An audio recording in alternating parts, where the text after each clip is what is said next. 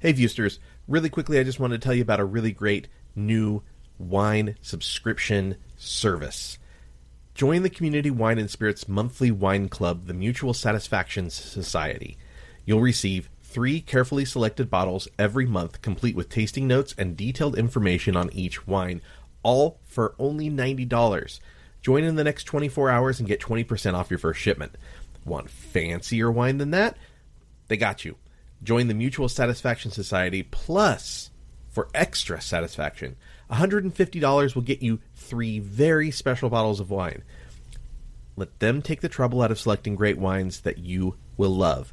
Your first shipment is 20% off just for listening to View the Right Thing. Join the community today at www.communitywineandspirits.com or DM them at CommunityWS. She has the smile of an angel. Fights like the devil.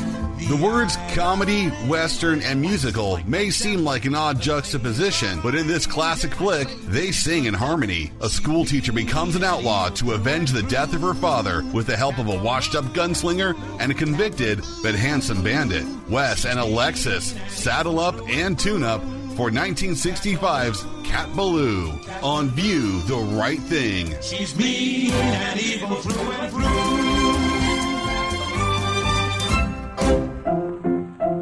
Let's all go to the lobby. Let's all go. Welcome back to View the Right Thing. I'm Wes, and with me is... Alexis. Hi, Alexis. Hello. How you doing? I'm great. How are you? I'm okay. Yeah, I'm doing all right. Yeah. Good? Awesome. Yep. Anything new to report? Well, Any new exciting stories? I started doing Pilates again, and it hurts. Okay, fair enough. It hurts so much. Yeah. But it's been really fun. Yeah. And cool to see after not doing it for 4 years. I'm like, oh, I'm not as weak as I thought, but I'm definitely not as flexible as I used to be. Sure. Yeah. So that's been fun. All right, that's Yeah. good. Never done Pilates. I did, however, help somebody move a futon recently. So close. And I'm sore. I'm definitely sore because I was like, I don't normally do any of this kind of moving of furniture. It wasn't that bad, but I mean, it was definitely more of a workout than I normally get. Futon mattresses, incredibly difficult to move. Yes. I had to move the actual thing as well, the frame. wooden frame. Yeah. The wooden frame. So it was like one of those old school kinds of futons?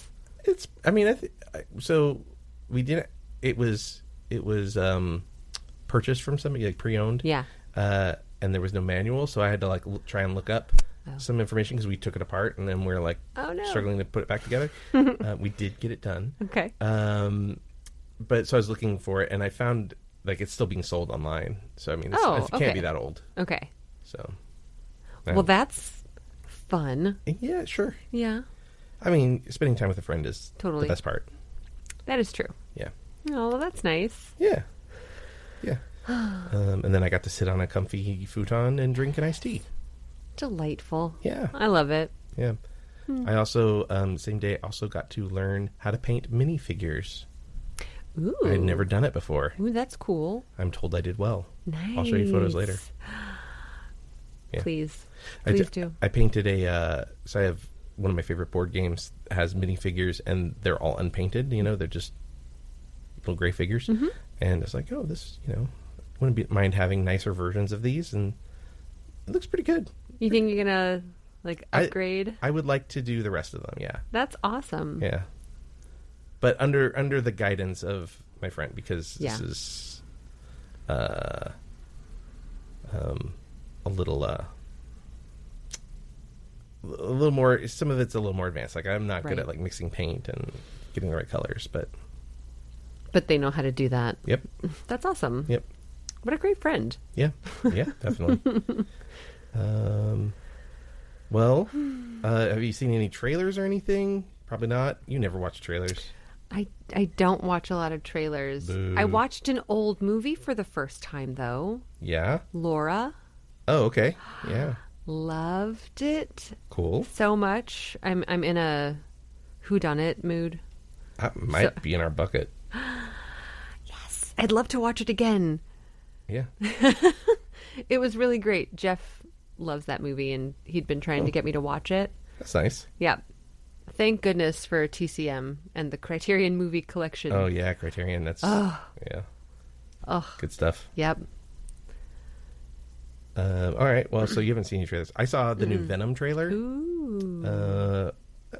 I'm definitely more into this idea than the last one. So, have you seen the Venom movies? I've seen the first one. You didn't see the second one with Woody Harrelson? No. Yeah, it's not good. Oh. So this is the third one? This is the third one. Oh. It's called Venom: The Last Dance. So I assume that means Tom Hardy's contract is running out and he's not planning on signing anymore. So I don't know. The movies aren't. I don't think they're actually made that well, but they're fun. Yeah. Well, tell me about this trailer. Like, what did you think? They're like on the run and killing bad guys. I think they're killing cartel guys. Oh. It looks cool. He venomizes some other stuff. What? Venomizes a horse in the trailer. It's pretty cool. It's pretty cool. That's it. I mean, exciting / dangerous. Yeah, I remember watching it and looking over and going, "Oh my god, that's a great idea." Wow. Yeah. So. Yeah, it's a pretty funny moment in the trailer. I don't want to. You should watch it. I'll watch the trailer. Yeah. I'll give it a look see. A little looky loo. Yeah, I don't know if there's many other trailers I've seen. I saw the Moana 2 trailer, but that didn't really. I don't know. Didn't really. Yeah. I'm like, why? The first Moana was good, but yeah. I don't know. I'm not like, I need a new Moana. Just make more princess movies. I'm cool with it. Right? Yeah. Although they did that Wish one, and that didn't go well. Yeah. Like, I think it bombed. And people did not like it. Oh. People didn't like the music. They hated the villain. But not the way you're supposed to hate a villain. Oh, no. Like, oh, this is a poorly made villain. Oh, no. Yeah, I kept seeing a lot of, like, remember when we used to get villains like this? You know, a lot of those, like... Maybe we don't want villains anymore. Whiny people. Wow. Yorgos Lanthimos has a new movie coming out called Kinds of Kindness. That looks I want to see it. So you have seen the trailer. You lied to me. Not really. You didn't watch the trailer? No, but you want to see it because you know. I do, because it's Yorgos. All right. I trust that it's going to be, like, awesomely weird. Well, I'm really excited because it's, like, I think it appears to be a modern day, like, in America story, not a, like, weird fantasy. I mean, I'm sure it'll be a fantasy in its own right, but it's not like a storybook. Like, and it's not like old-timey time. It's not like The Favorite or Poor Things, or I guess he did The Lobster, right? He did. Yeah, so that's modern. Yeah. I don't know. I guess I think of him, and he's such like a, even with the modern stuff, it's all fairy tales, and so I just like think of not modern, not right. Something terrain more I recognize. Fantastical. Yeah. Yeah. Yeah. So I'm interested in it. Yeah. I'm impressed that he's got a movie 2 years in a row. Right? Yeah. He's been busy. Yeah, he's been busy. He has been busy. Emily Stone looks good. Jesse Plemons. Yes. Who else is in it? Willem Dafoe, of course. My fave. Yeah. You were just, though, we had sort of like briefly like touched on Kinds of Kindness, and you were just saying that you wish that he would cast other people. I do. But you're like, my fave, Willem Dafoe. Oh, no, I was actually thinking my fave. Oh. You weren't responding to Willem Dafoe. You were trying to say something. I was adding. Oh, yeah, your fave. My fave, Olivia Colman. Oh, yeah. Yeah. But and I think she's fantastic. she wasn't in Poor Things, was she? No, she was in The Favorite. Yeah. And The Lobster. And The Lobster. Uh-huh. Mm-hmm. You don't mind him casting Olivia Colman over and over again. Well, just twice. Yeah. Emily's been in 3. Well, yeah, and Emily's your, like, age and look, right? Like, so she's taking your roles. I know. That jerk. Yeah. We don't mean it, Emily. No, we don't. Be our friend. We're best friends. All right, so let's talk about this movie we watched. Yes. Cat Ballou.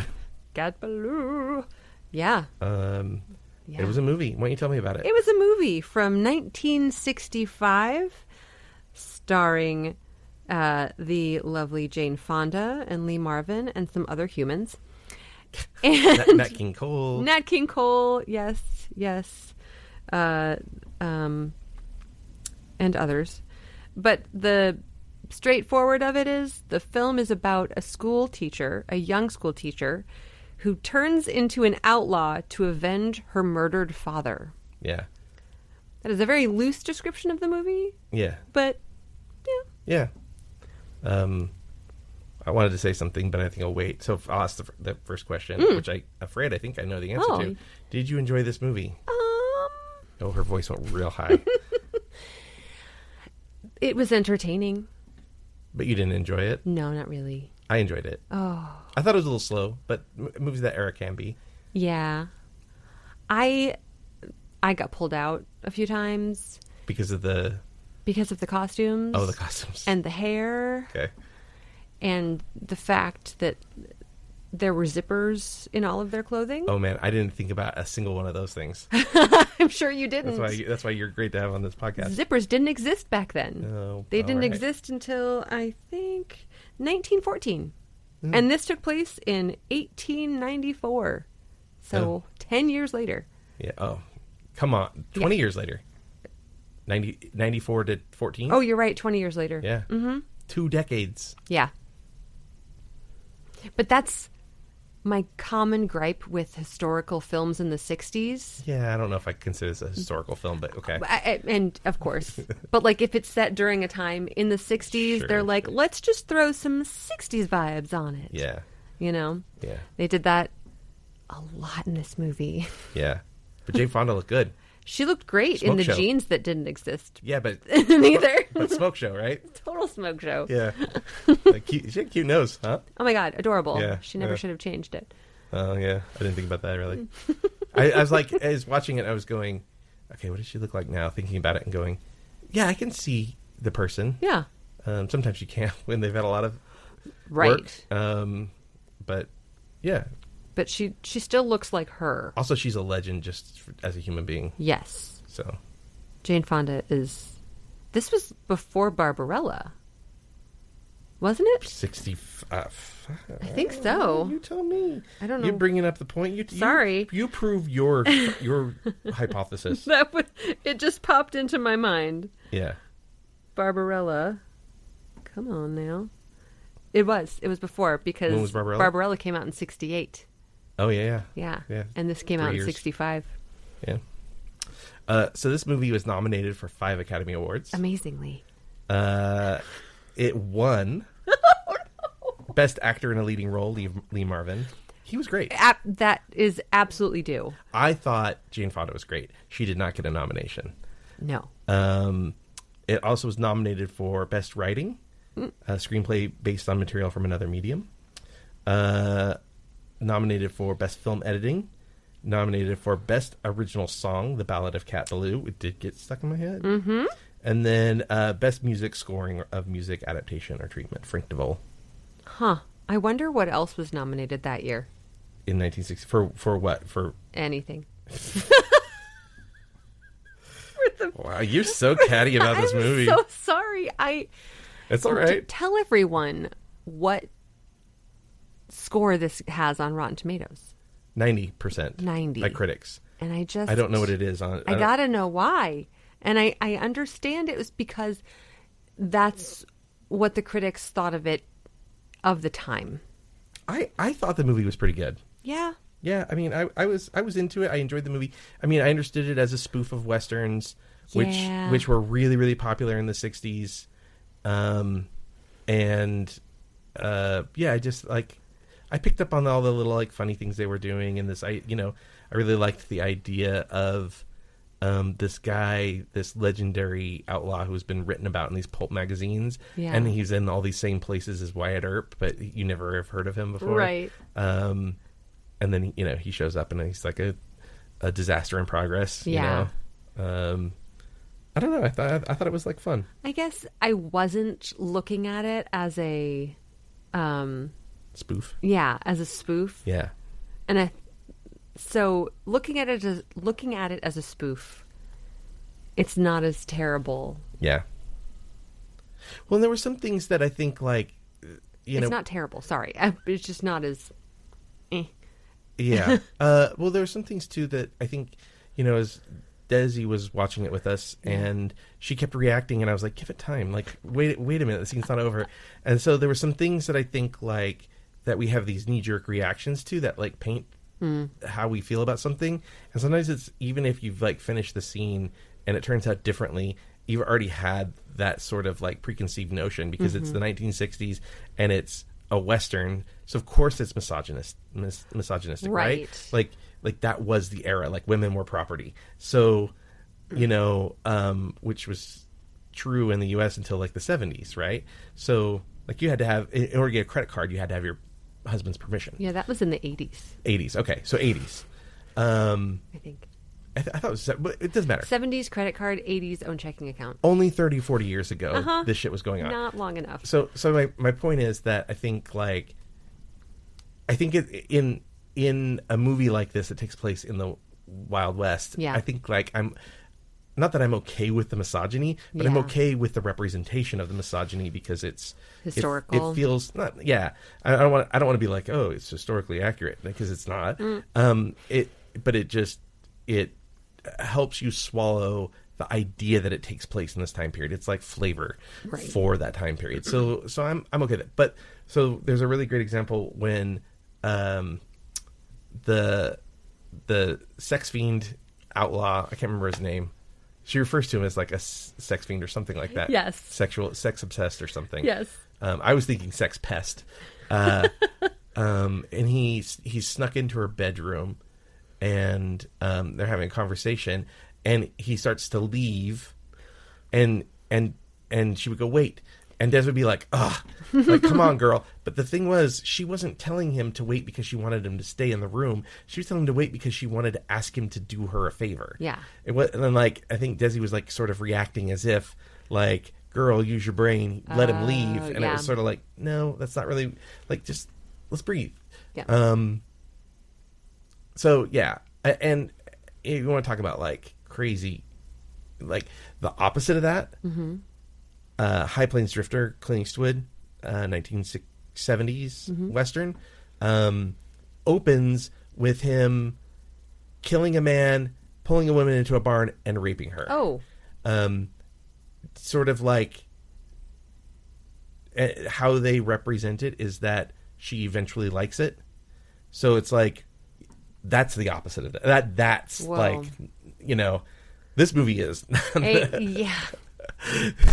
Ballou was pretty good. She was a good girl. Very true. So very true. Although I do have to take a little umbrage with the fact that she ends up with that guy at the end. I did not like that. Yeah. She should have ended up with a Native American kid or nobody. Right? Yeah. Or just on her own as a teacher. I don't know. I like her as an outlaw. Yeah. But yeah. So, anyways, it was interesting. So, tell me about your notes. Tell me. So, the movie is like, she comes home. She's just graduated normal school. Normal school. Yes, right. That's true. From the school in Normal. Yeah. And then she finds out that her father is sort of like hated by the town because he's like resisting change, basically. Yes. People are, like, wealthy land developers want to buy up all the land, and they've been like putting manure in the pond or the water supply or whatever. Yeah. And it's ruining everything. Yeah. So Kat decides to try and hire this what turns out to be a disheveled, disgraced outlaw to be her gun hand. Yes. So that's kind of a little more of the plot. Yeah. So and of course the dad dies, which I didn't see coming. I didn't either. I was really surprised. I know. We obviously didn't read the synopsis beforehand. We went in pretty blind. Yeah. I actually thought this was going to be a movie that you would be more into, knowing that it was like a Western comedy with a female lead. I was like, oh, this is going to be up Alexis's alley, and then it turned out to be not quite what I don't think any of us were expecting. I didn't really know what to expect from it, but that wasn't it. This wasn't it. It's a very different style, I guess. Yeah. I think if I watched it again, knowing, this is more like a farce. Yeah. I would have a different mentality with it. Yeah. Well, Lee Marvin, he won an award for this, and like, and then he went on to do Paint Your Wagon, and he got skewered by critics, and it was a really similar. Like, he basically was doing the same character, like as a drunk guy who has to like get his shit together, falls in love with a woman, and all that stuff. But he sang in it, not great. No. And my dad's favorite movie, by the way, Paint Your Wagon. But all the things that people loved him for in Cat Ballou, they hated him for in Paint Your Wagon. Yeah, it is really interesting. But again, going to like Paint Your Wagon and thinking about that character and how it's basically considered to sort of be like the same guy, knowing how like ham-fisted that performance is, and like applying that to this, it is really, really similar. That like it's very over, like falling off his horse, and he can't stand up straight, and the horse leaning against the it barn. happens again. No. I'm just saying there's all these similarities, and then it's clearly a spoof. Yeah. You don't have a horse cross-legged like that. No, that was great. I think that was one of my favorite parts. Yeah, apparently the trainer was like, "Oh, horses don't do that," and they were like, "Well, can you get it to do that?" And he's like, "Yeah, give me like, a month to work with the horse," and they're like, "You got an hour."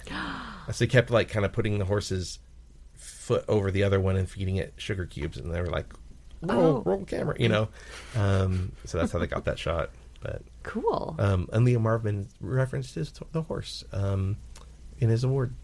I forgot the award. Yeah, he was like, yeah, somewhere like half this. There's a horse out there that deserves half this award. Aww. So, yeah, it's kind of sweet. That is sweet. Yeah. Lee Marvin. By the way, audiences 74% on Rotten Tomatoes, so not as high as the critics. Okay. Probably partially because a lot of that is curated from maybe more modern people, right? Whereas I think a lot of the critics ones are probably the original, and then people who look back at this as more of like a historical importance. Yeah. So. What else you got? One of my first notes was on Kat's dad saying to their Native American helper person, like, he keeps trying to say these weird other phrases to him. Oh, yeah. And then says something to the effect of, Indians are descendants of Jews? Yeah. So... And that is so confusing. So, yeah, he says that I heard it from a congressman. Of course. So in the 18th and 19th century, there were scholars who did think that was a possibility. In 1831, a Bible professor by the name of Epaphras Jones said that he thought there were similarities in European Jews and, quote, Aborigines in America. Wow. So yes, there were some people who did think that. Yeah. That's wild. Crazy. Yeah. Oi. Yeah. Oi. Really? Really, Alexis? Really? Yes, really. I guess some of my other notes, like with the Native American character, there were all of these stereotypical Native American tropes being played. Oh, sure. I was scalping. So that part I actually thought was kind of funny. Yes. Because it was like sort of like a commentary on it, right? Totally. On the expectation. There were some things that I didn't feel super great about. Yeah. I feel like that's where you're going with some of this. Maybe. What were you going to say? Well, I was going to say that now that I know that it's a spoof. That it's more of a spoof, yeah. I'm not as like, what are they doing? But yes, the guy breaks a ketchup bottle over this guy's head and then pulls his wig off. Yeah. Or his toupee. Yeah. And then does like a cry. He screams, yeah. He's like, ah.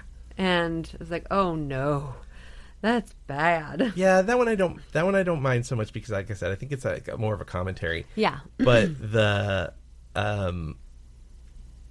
white people, that she's making a movement of her hand to her mouth, doing the like sort of stereotypical Native American cry or noise. I'm not going to do it. Nope.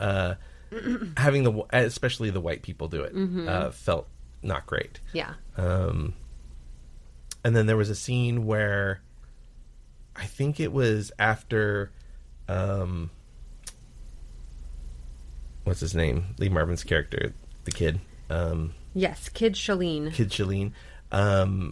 After he like is sobered up and still no pop filter, as you can tell. He's all dressed up and he leaves the room, and the kid does sort of like a how, like hand As gesture. he's leaving. Yeah, that felt a little like, it just felt forced and just like it didn't really need to be there. Right. But yeah. Also, the only person in the group who had any liquor on them was the Native American. Yeah, that's true. That is true. Lee Marvin is like, I need more. Yeah, there was I need more booze. There was a reference at the beginning that the dad asked him specifically to hold the liquor. I think he said something to the effect of, you have that bottle that I asked you to keep hold of. Okay. But you're right that he is the one who, throughout the film. Yeah. He's also the one, I'm going to argue back and forth a little bit on this. He is also the one who basically is the caretaker for Kid Shalene. He's the one who like is always like picking him up and getting him to where he needs to be. So I'm not terribly upset about him having the liquor all the time, but I could get how that's maybe not appropriate. Right.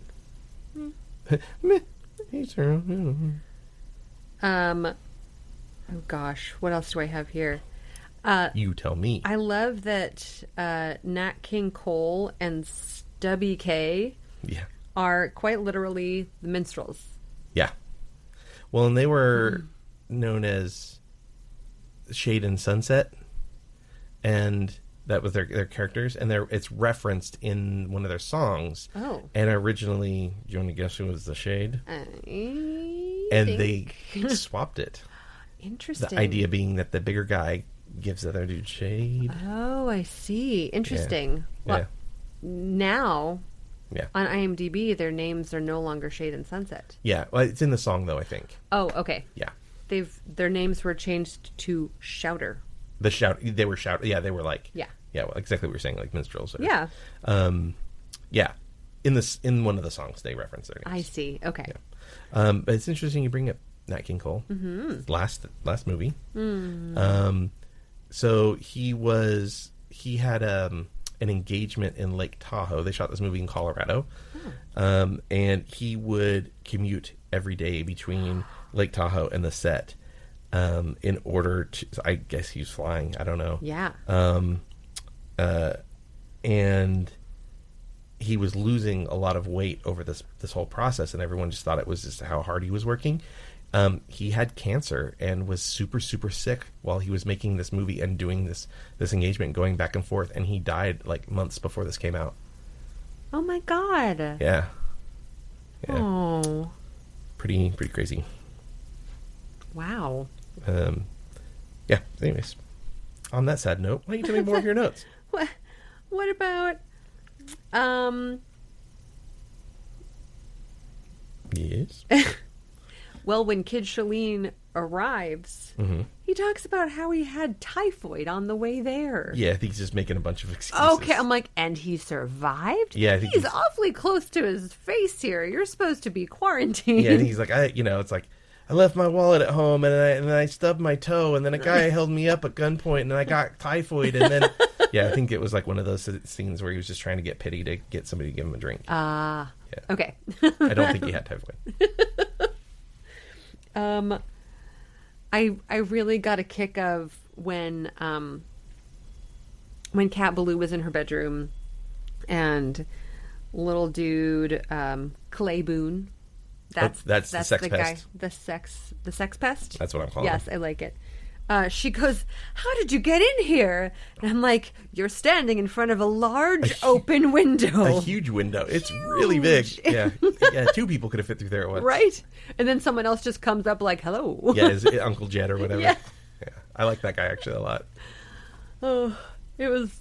I would have been okay if she would have ended up with Jed at the end.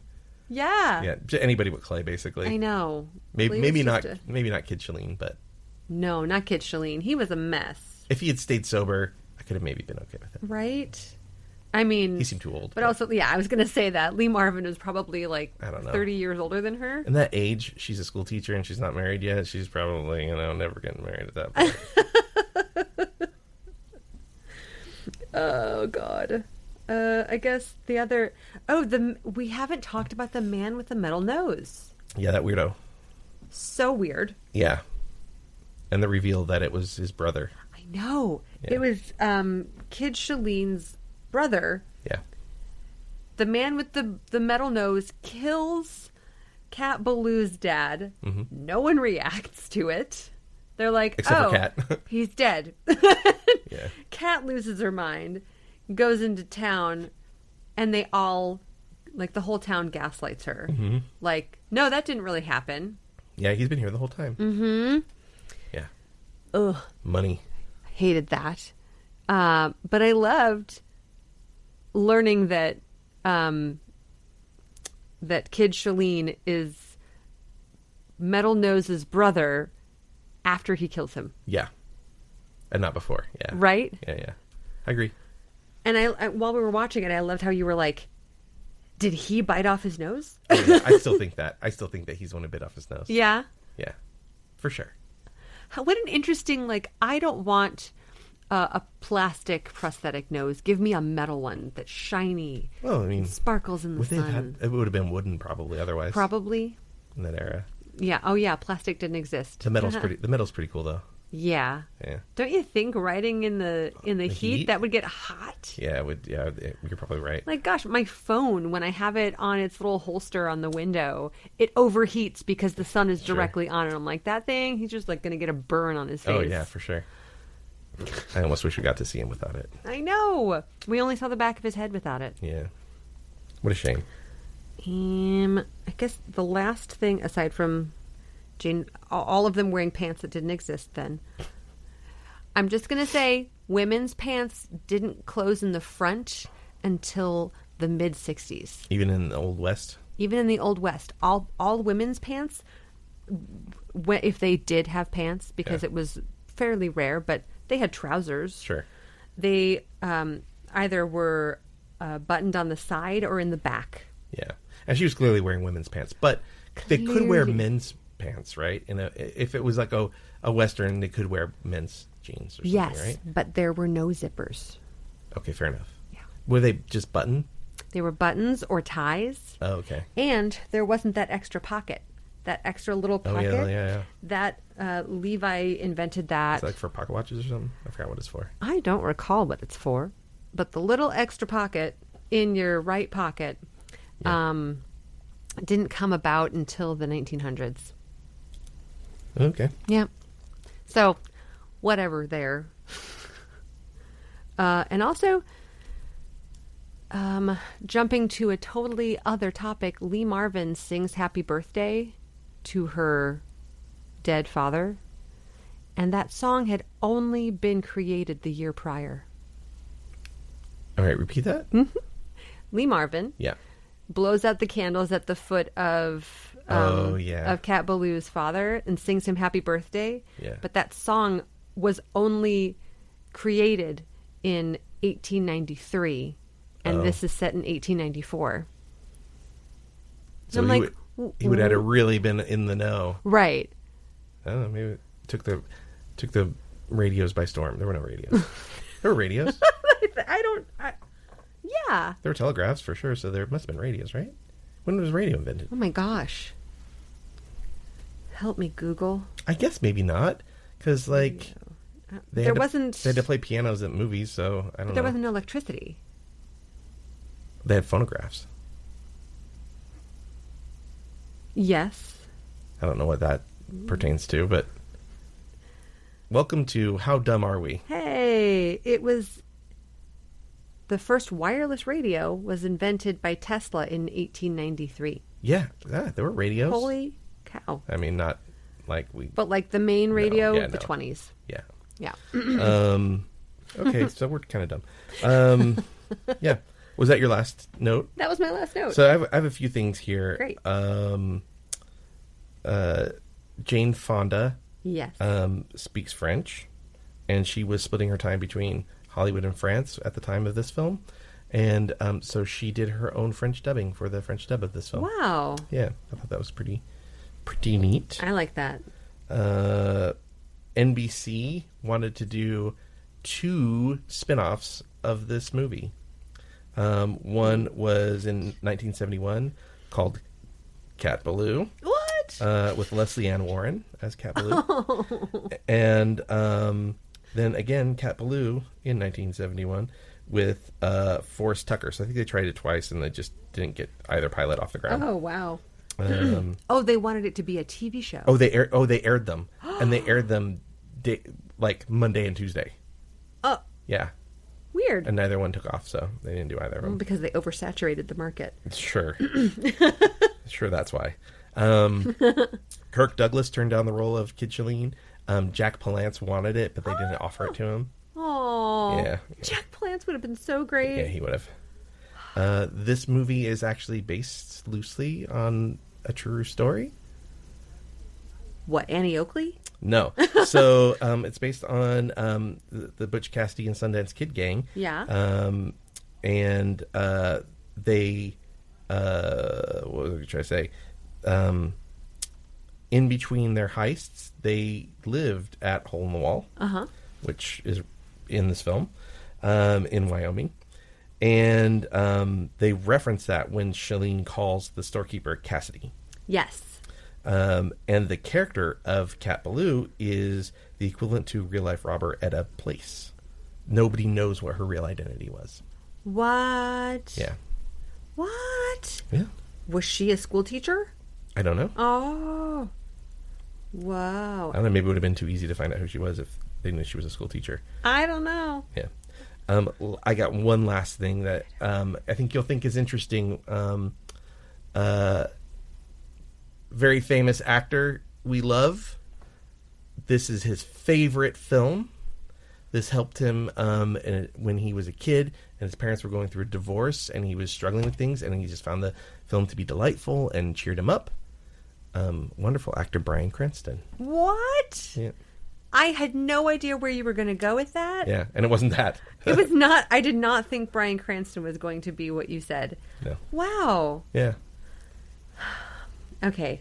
You're rethinking your feelings on this movie, aren't you? I need to watch it again Sure. as a farce. Yeah. Yeah. Right before we started recording, I showed you this thing that actually my favorite little thing about this is that it shows this briefly. The little piece of this shows up in Into the Spider-Verse, the animated film. The very beginning, the Columbia logo briefly turns into Cat Ballou from the Columbia logo from this, where she's animated and she shoots her guns. Yes. So that was really cool. yeah. Maybe. Well, like so well noticed because Yeah. even on the Spider-Verse like opening, it's a snippet. It's a snippet. Yeah. It's like 'cause it maybe 2 glitches. seconds. Yeah. Mm-hmm. Yeah. Well remembered. Yeah. Thanks. All right. Let's if I can reach the bucket. Okay. Let's draw a movie for our next film. Mm-hmm. Dances with Wolves. Yay! Yay! I love that movie so much. I haven't seen it in a long time. In Okay. fairness, I think I just remember it as being really slow. And I want us to stop watching slow movies for a little bit. Because we've had Braveheart's not that slow, but it's long. just long. So it feels kind of slow because it's long. Yeah. The only one that's not slow that just like moves was Top Gun. Right. Maverick, Yes. Then we've had Sounder, which was slow. And then we had this, which was good, but slow. And Yeah. this was only an hour and a half. Sounder was only an hour and a half as Yeah. well. But the pacing of these like 70s, 60s movies are just Yeah. sometimes like, let's just pick it up, Jack. So, I'm excited. yeah. Well, I'm excited to like, I bet I haven't seen this since I was a kid. Oh, I bet I was wow. pretty young. I bet it was like close to new when I saw it, and I just remember it being really slow. I remember a lot about it though, and of course I've seen like lots of clips over the years and things. So Yeah. I remember my grandmother, who was like a big animal person, was like super against this film. Like she had to walk out of the theater when they're killing the buffalo, and we had to explain to her that they were robot buffaloes. Oh. Oh my gosh, she thought that they were actually killing buffalo? No, but I think she didn't like the depiction of it. Okay. It did happen. Yeah. Oh, yeah. It still happens. I mean, there was a whole almost extinction of buffalo. Oh, yeah. Yeah. Oh, yeah. Because they were just like skinning them and leaving their carcasses to rot. Ah. Ew. I'm so excited. All right. Well, we will get to that very soon. Yeah. All right, everyone. Until next time, Bon Cinema.